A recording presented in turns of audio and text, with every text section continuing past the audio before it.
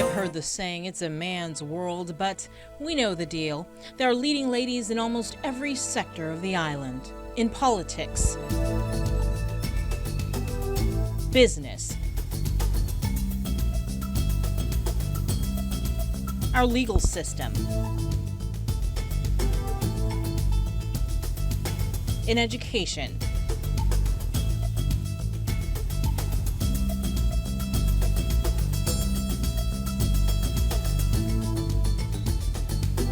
with this Friday's Hightide Women's Summit, this show is dedicated to empowering women and inspiring them to continue to break barriers.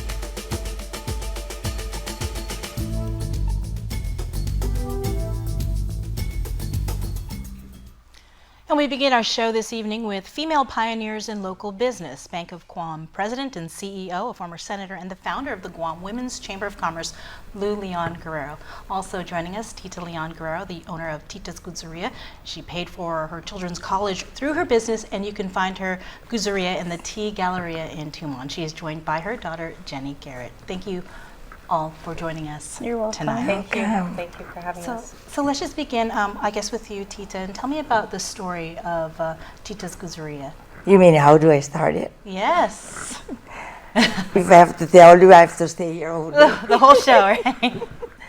Well, it started that, I want my kids to go to college. Yeah. So my husband is the worker. He has a good job. He works for the civil service. So it won't be enough. We have to pay our mortgage, our car. Mm-hmm. So my mom is a baker. I see. So she taught me how to do it. My girls, they work since they were 8 years old in the bakery. Mm-hmm. Jenny and Renee. Mm-hmm. 3 o'clock in the morning. 3 o'clock in the morning, you'd have to get up and help.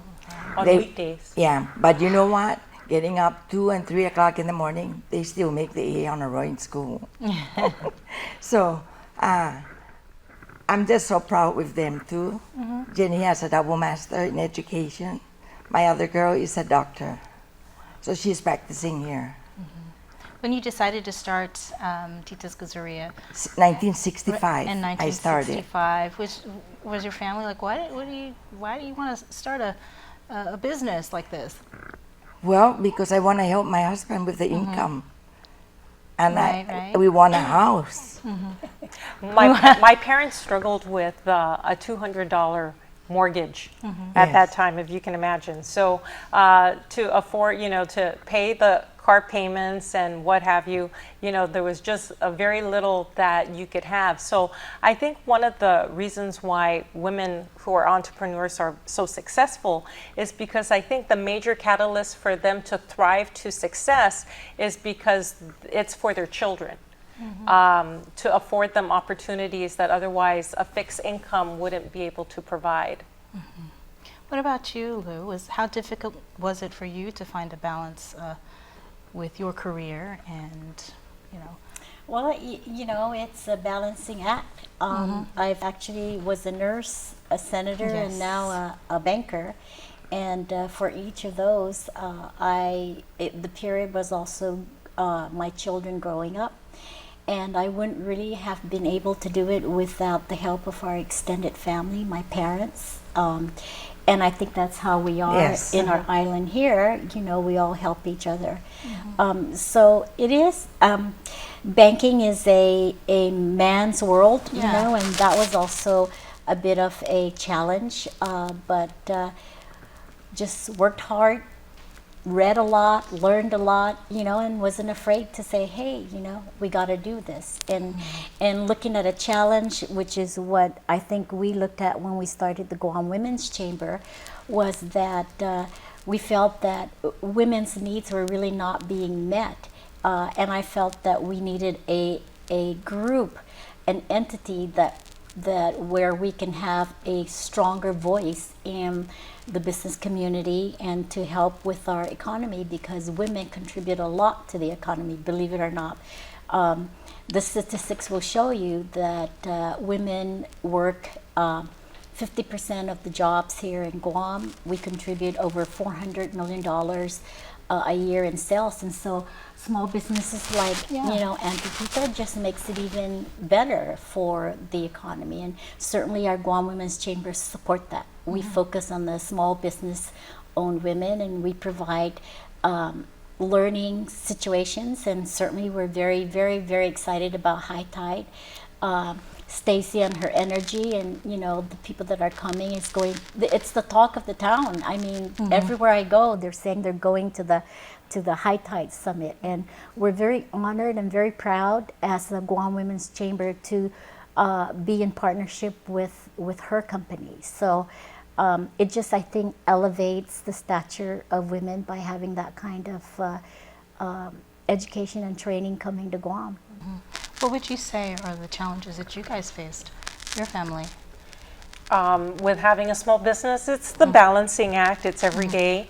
When you're in private sector, small business, so every day is a challenge. Every day is a surprise. You don't know what it's going to be like. It's not like a regular, I want to say government job or what have you, where you have that level of security. So every day is always a challenge. You never know. It's a rise and fall regarding how the tourism or the economy is, and you have to make adjustments every day, every week, with your staff, with your employees, to make things happen. Yes. What would you say is the most memorable, moment of running your business? For me, it's when we went to a $1 billion company. It was a very, very memorable event for me. It actually happened on the birthday of my brother Tony, who passed away and was very instrumental in the success of the bank. So we are now a $1 billion company. We're not anymore a mom and pop financial institution, and we're very proud of that. And more rewarding is that we help people like Auntie Tita in their small business and provide the financing and the funding, and we work very closely with SBA to provide the access of money for our women in business. I would say for me, the mark was having celebrated our 25th year last year for Cookies of Guam, because I opened up my own company, and my mom is 52 years in business. So, was it difficult to start your own business? Well, How difficult was it? It's not really that bad. I mean, it's well, you from just your have heart. to live without a paycheck Yes. sometimes. we don't get a paycheck. It's a lot of work. I mean, Yeah. this is not for the faint-hearted. I mean, you have to have the tenacity, the commitment to do this every day, 7 days a week, not 5 days a week. For us, an 8-hour day, that's a vacation. That's a vacation. 14-hour days is usually about the days we put in. It's hard. So it's not for any person. I mean, my sister and I are able to do this because we had good training from my parents. Strong work ethic. Started early on. So, we are very thankful to my father and my mom for having given us those skills, that skill set. Lou, you talked a lot about being a woman in business, but you are also, as you mentioned, a senator. Was that difficult? It wasn't that difficult. The challenge is the political debates and how to persuade, 14 other people to support your bill and move forward. But it was even more rewarding when I see the effects of our policy. And one thing that I have to say is the Natasha Act, which mandated or banned smoking in restaurants and bars, which was named after Jenny's daughter.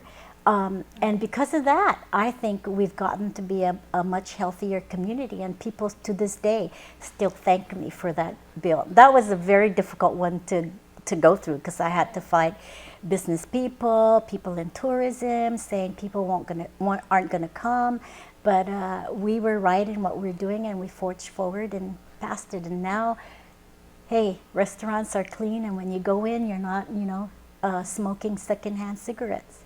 So, well, best of luck to you guys. Thank you. Any final comments you want to say about the Hightide Summit? Just, it's going to be exciting, a full day, and everyone come. comments? Yes. You know, stay committed to your goals, and it'd be great to see a lot of awesome women wanting to contribute, because even as a participant or a presenter, everyone's going to take something from that conference. Anything? All right. Well, thank you so much. Stay tuned. We'll have more about the Hightide Summit after the break.